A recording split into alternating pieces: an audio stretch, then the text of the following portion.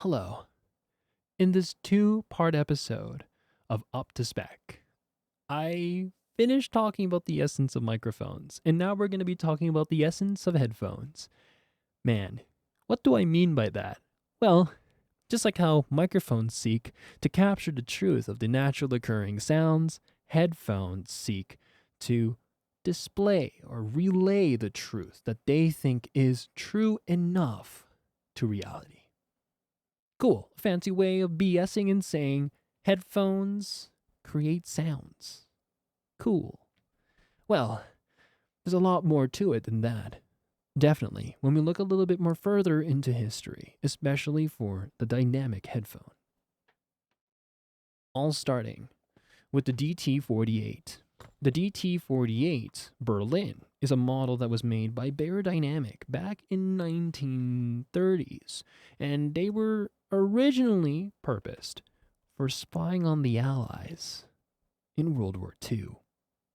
Beyerdynamic, just like any other company at the time, were of course commissioned to make these kinds of technological leaps because, well, the government needed it. And these headphones are no different. These, of course, are not the Berlins. These are a lot more newer. I have here the DT48A, the DT48S, which came a few years after, and also the more newer and the more accessible DT48E.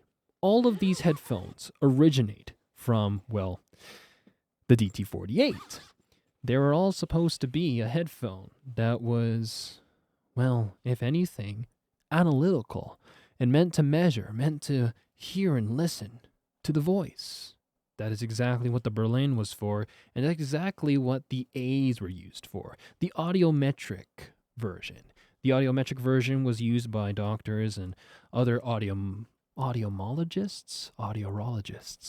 basically people who measure sound.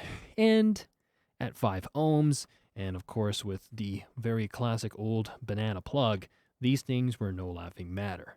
With crazy detail, these things can pick up anything that you throw at it. And definitely, if you want to analyze sound, you would not be surprised if somebody like me were to throw these out and be like, okay, let me give a listen once more. The DT48S, however, is a little bit more fun compared to the A. This was made actually in conjunction with somebody that was very popular in Germany at the time, I think, who really loved the DT48s, and they were made to commemorate him. 25 ohms, again from Beyerdynamic, the DT48S can be identified using these silver accented driver cups and typically the gray scale chord. Compared to, again, the blue left indication on the DT48A and the red indication on the right. Finally, the newer model, the DT48E, which came in way later, and actually until this day. I think they just stopped the production in the 90s or in the early 2000s, and you can still buy these things, and they're really in good condition. And on top of that, too, the pads are still being made by Beyerdynamic. Surprisingly enough, these things were super duper well loved. And if anything, not the E's, but the A's, the S's, the original DT48s, they were all beloved by those who used them in the application or field that they really saw was fitting. Whether or not I believe was music production for the S's, audio metric recording work for the A's, or, well, I guess the all-rounder for the E's. The DT48 is the first dynamic headphone that was made in human history. And if it wasn't without their intention, we wouldn't have been, for the lack of a better pun, driven to find a driver that was as capable and also as detailed as the DT48 line. So it's really important to kind of know their history, because if it wasn't for this model, these models of Beyerdynamics, we wouldn't have dynamic drivers. Dynamic drivers are just a fancy way of saying, here's a design of how we can create sound. And, well, Beyerdynamic hasn't stopped at innovating and creating other lines that have very interesting and signature sounds. And of course, I am talking about the 770, the 880, and the 990. These headphones came out a little bit later in Beyerdynamic's, I guess you can say, experimental phase. There was a lot of weird things that headphone manufacturers were doing around I would say the 60s and 70s. But it was around that time when they thought, hey, let's make a open back headphone, the DT990, the semi back headphone, the DT880, and a closed back headphone, the DT770. Each with their own context and each with their own kind of specific use case. The semi open headphones being the in between. The 880s were basically used, if anything, for mixing and mastering. And typically, especially nowadays, for audiophiles, it's used for enjoyment of sound. So semi-open backs, that's really what they're basically used for. You wouldn't use these for doing a recording because the sound would actually seep through. Semi-open, as it states in the name.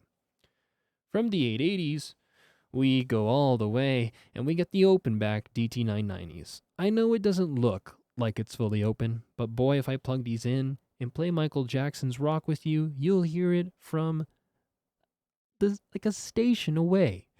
These things are super duper loud. And if anything, the DT990s are a headphone that were meant for just the enjoyment of music. Unlike the 880s, where you can maybe mix and master the voice, the 990s are detail monsters, but they're definitely lying to you when it comes to trying to portray the truth of sound. Would you mix and master with a headphone that lies to you almost every second?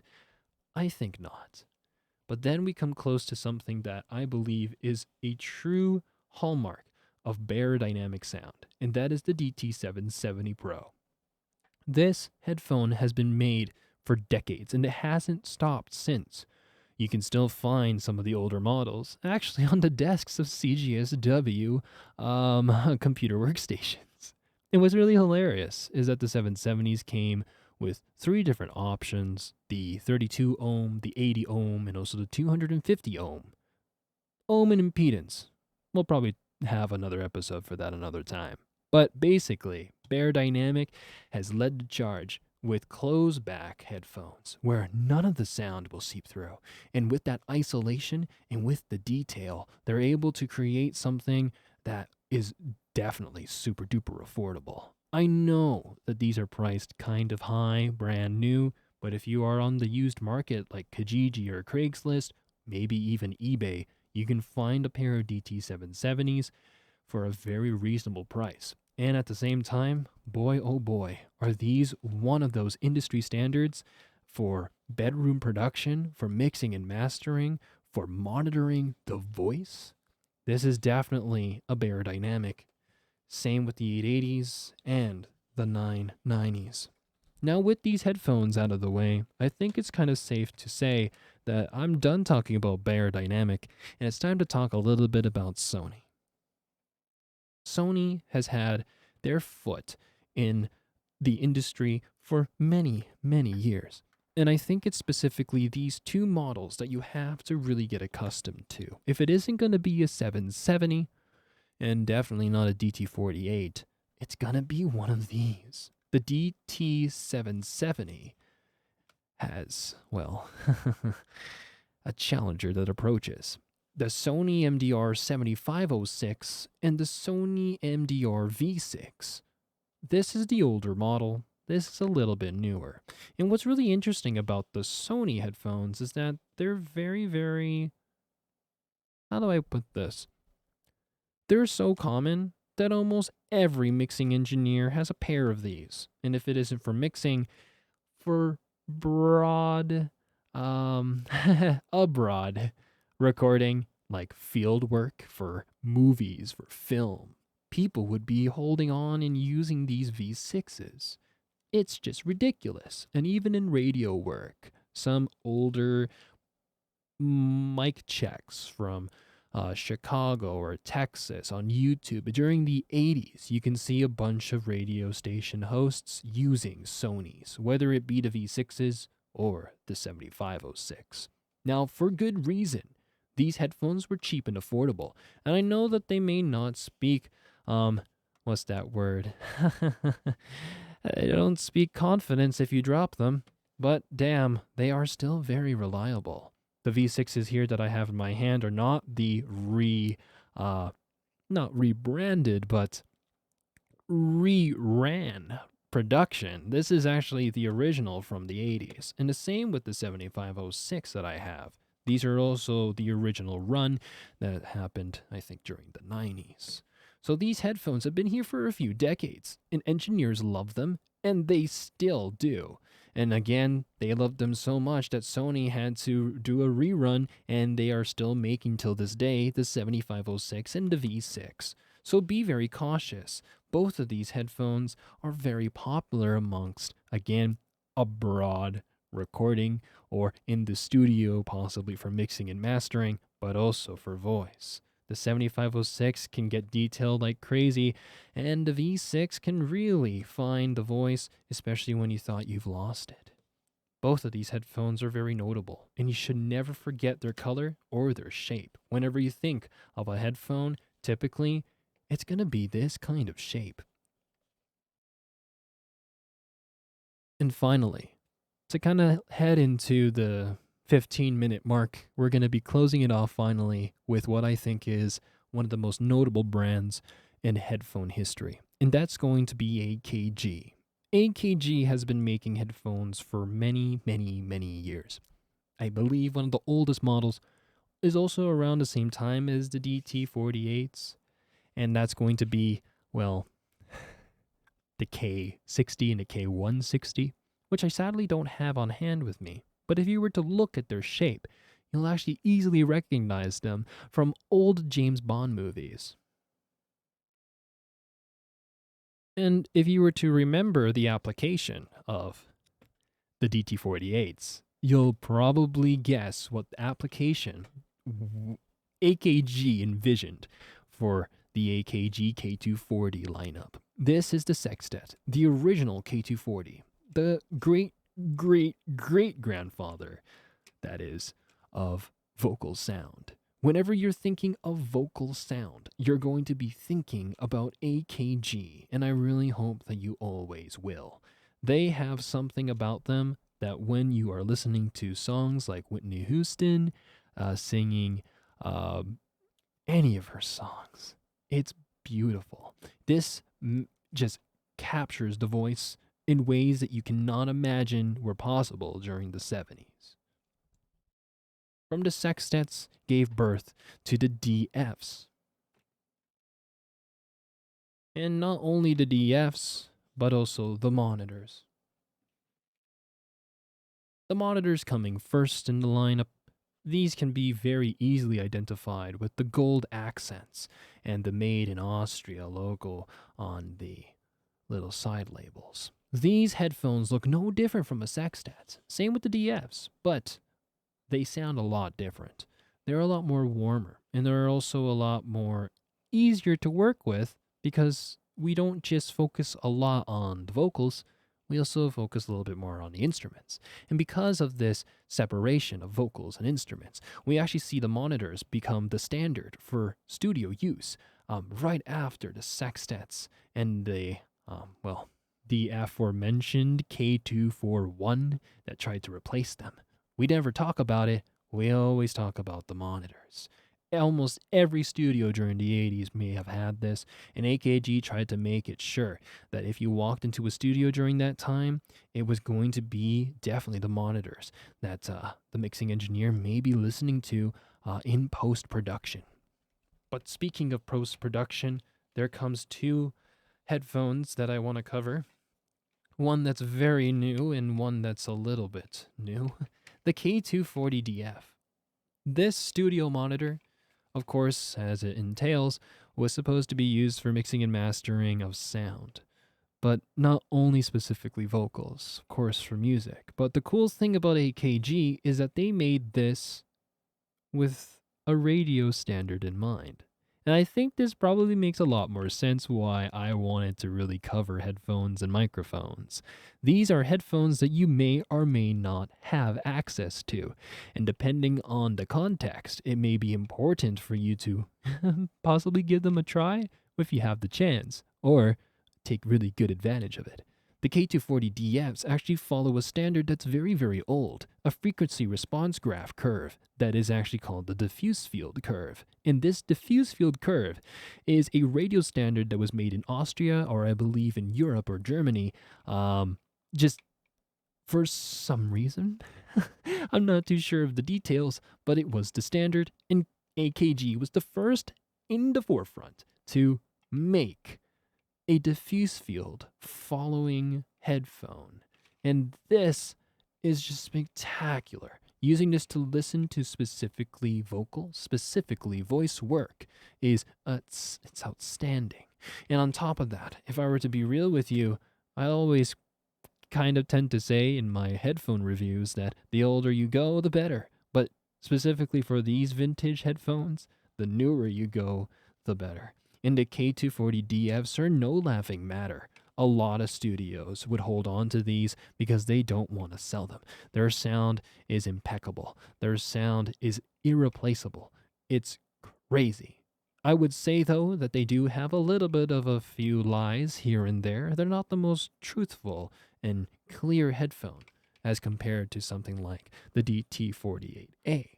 But between the two brands, and of course the two kinds of types, we're comparing a closed back to a semi-open. Their contexts are very different. This would be used in post-production. This would be used for listening live. So why would I compare these? Well, because their sound is very comparable. When it listens and tries to replicate the sounds that it's listening to, the voice, it does a very good job, and it will definitely give you a clear image of how you sound like. Whether that be at the very end of the recording, as you're listening in your DAW or your software, or during the recording, as you're doing measurements and trying to figure out what's that weird sound that's being made in the background. All of these headphones are very common. Of course, again, the DT48s maybe not as much as the AKGs, and definitely the AKGs are not going to be as common as the Beyerdynamics.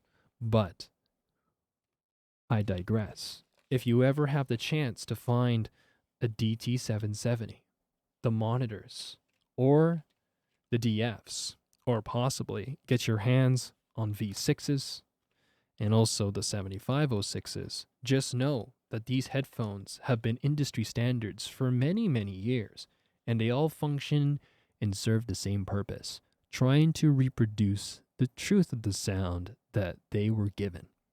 So hopefully this video piqued your interest in headphones. Of course, I don't want you to think that these are the only brands out there. There's a bunch of other brands out there that are very good at making sounds or capturing sounds. We have Earthworks that also leads the live and post or instrument recording and vocal recordings with their microphones. Maybe check Earthworks out. And of course, for headphones, we have a bunch of other brands out there, like Sennheiser. So don't be closed-minded. Be open-backed and let a few other ideas in. Or, of course, maybe you want to tell a few lies of your own and choose a microphone that is going to be helping you mask some weird inconsistencies of your voice that you don't want others to catch on to. But just know this, depending on what kind of headphone you end up using or what kind of microphone you end up using, it's going to be super duper important for you to make the right choice if this is going to be it for you in the industry.